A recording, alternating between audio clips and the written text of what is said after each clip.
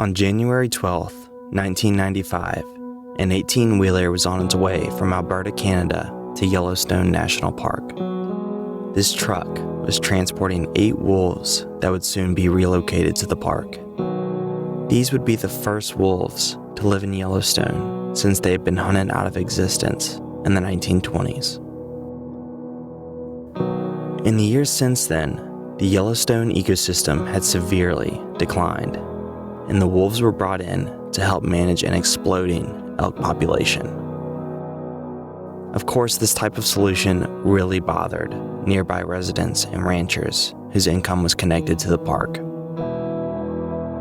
But something interesting happened. As the wolves began to hunt the elk, they left their grazing spots along the river to move back up the mountain where it was safer for them. And because the land along the river wasn't being grazed, the trees and shrubberies grew back and strengthened the riverbank. And since the riverbank had been strengthened, the river began to flow more strongly. And since the river was flowing stronger, beavers came back and began to build dams, which attracted other small creatures. And once the bugs and small creatures had returned, the birds returned.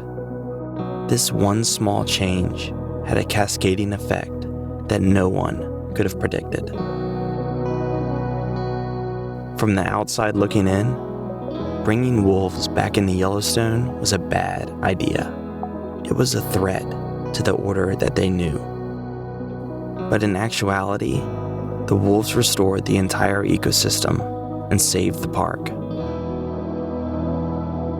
In the book of Isaiah, they say this: "I am the Lord, and there is no other. I create the light and make the darkness.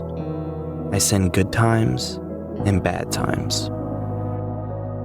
In the book of Psalm, they say it like this: "You can make many plans, but the Lord's purpose will prevail."